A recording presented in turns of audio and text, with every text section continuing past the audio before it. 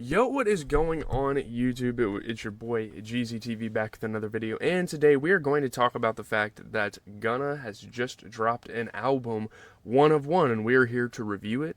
We obviously reviewed last year's album. I think he dropped it, A Gift and a Curse, which was pretty successful, and bringing Gunna somewhat back into the mainstream. And going into this, I was actually really excited for this album. It's probably the biggest album we're reviewing here on the channel since Metro Boomin' and Future, which obviously wasn't that long ago, but still, he never snitched on me. There's actually some features this time, which is kind of a change from his last album. He was trying to take somewhat of an independent approach, but now he's kind of eased himself back into rap superstardom. He can get some people on the album.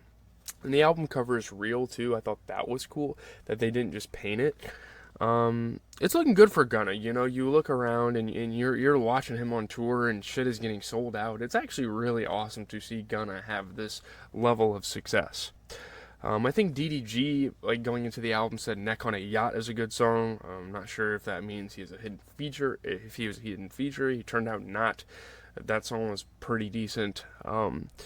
So sorry if I couldn't get a full reaction, like a full on, me, going track by track. We're not going to go track by track. I don't know if you guys saw my review on Dirty Nachos by Chief Keef. It's going to have very similar sentiments to that video. There's a lot of music that came out this week. Shout out to Chief Keef. Work has just worn me out. I need some time to kind of relax, so I just kind of wanted a chill video idea.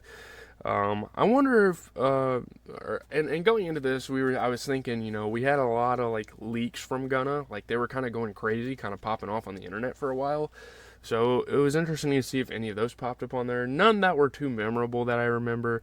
With features like Leon Bridges, too, you were hoping to get some variety in this album in terms of sound. I mean, not saying Gunna doesn't have that, but it's definitely essential if he wanted this album to be good, and to an extent, we kind of did that. These were kind of like my intro thoughts. I'll kind of reflect on those going into the album. I mean, and it's also been a minute since we've heard from Roddy Ricch, so that is another really cool moment that we're getting out of this album. So let's just kind of get into the content and then wrap up the video. So yeah, just talking about the album and generalities, Gunna isn't really the type of artist to go track by track by, because not every track really has a meaning, not every track really feels like it's a standalone. So yeah. This is just an album to vibe out to. This isn't something to get over analytical about. It's Gunna. I mean, he just creates a vibe. That's really what he does. And on the first track, Collage, just kind of going on some highlight tracks. The first track, Collage, very good intro, comes out with a really awesome flow on there. I already know that I'm not going to find anything too impressive with this album. I kind of knew that as I was listening.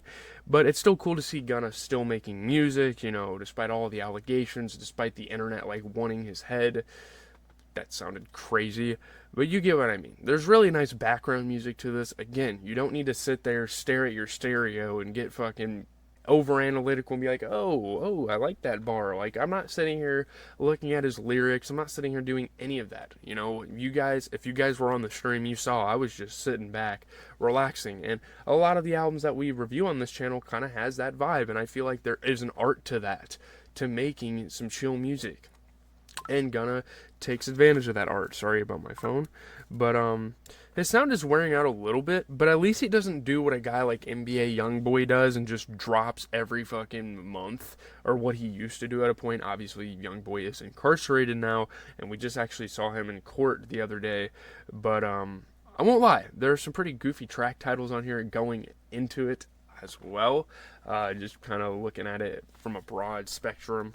WhatsApp, What's Happened, and Paradem were two singles. Now, talking about WhatsApp, it was great, and it may end up being the best track on this album. I just really liked it when it first came out. I really liked the energy that Gunna was supplying to it.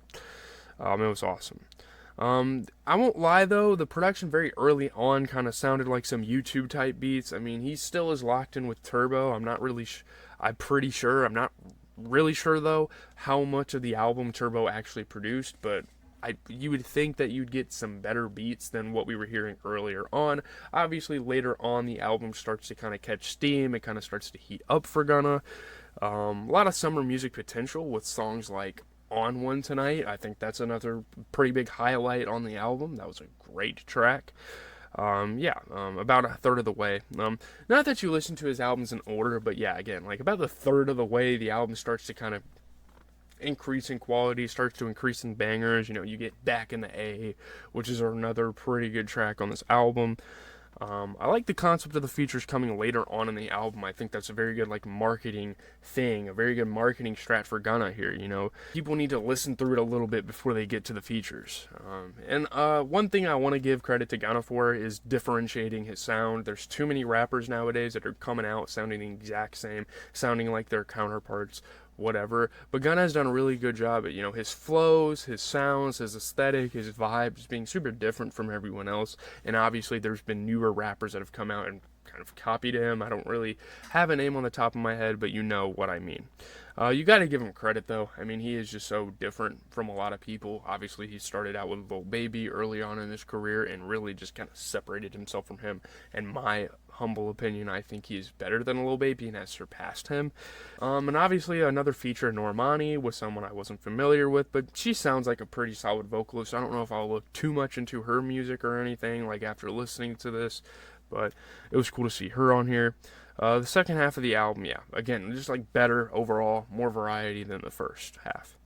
And it's very interesting to hear Gunna on beats like Clear the Rain, which was another standout track. It's actually kind of refreshing to hear him on a song like that.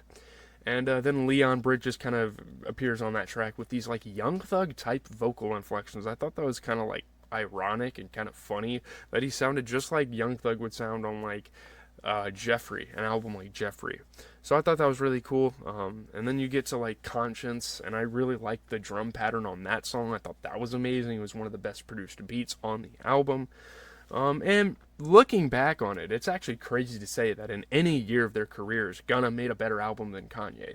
I think this is better than Vultures, and I'm not going to like do this with every album. I'm not going to sit here and just slander Kanye's name continuously for all you Kanye fans out there, me myself. But yeah, I think this is better than an album like that. 2024 has been such an interesting year, and this album kind of shows that, and the fact that this is better than Vultures shows that. Nice chill feature from Roddy Ricch, nothing too crazy. I'm not mad at it. I'm also not really hyping it up. I'm not going to sit here and be like, holy shit, that was awesome. Cool for him to talk about his fitness journey throughout the album as well. I thought that was a cool thing, that kind of like an elephant in the room type thing. And it's also cool to see rappers as big as Offset working with him and prodded him, still mess with him and work with him. I thought that was a cool little thing. Despite these stupid snitching fucking agendas. Come on, guys, really? Like, you guys aren't in the streets like that. You don't have a say. But the last song, I don't remember what it's called. I'll pop it up on the screen. Is very emotional and introspective, which is a nice way to close out the album with this sad piano and like these Giveon-esque vocals. I thought it was a really nice detail to kind of end the album with. So yeah, I think he did that on DS Forever too. He kind of had a song like that at the end of the album. So really cool stuff. It'd be cool to hear Drake on a track like that too. And you know, the two parts mesh together so well. That song was nice. It's definitely another one of the highlights from the album. But yeah, that's going to do it for the content. And before we kind of just get into a discussion, let's not sit here and hype this up as an album of the year. Like, I have a lot of love for this album off of first listen. Like, but people are going on Twitter like the first night it comes out and be like, oh yeah, album of the year. The second it fucking dropped, album of the year. Some of you guys might be trolling. I don't know if any of you guys use Twitter, any of you guys have these sort of opinions and you're on my video right now. But come on, we all know that we've gotten some quality records this year. I think Future and Metro Boomin probably dropped better albums than this. I think Yeet dropped a better album than this. I can't think of any other ones, but those two have been standouts this year for me so far. If y'all want me to review Chief Keef, I can do that, but I don't think it's really worth it, considering kind of his fall from grace. If you guys want that, though, if you guys are big Chief Keef fans and want to leave that in the comments, please do.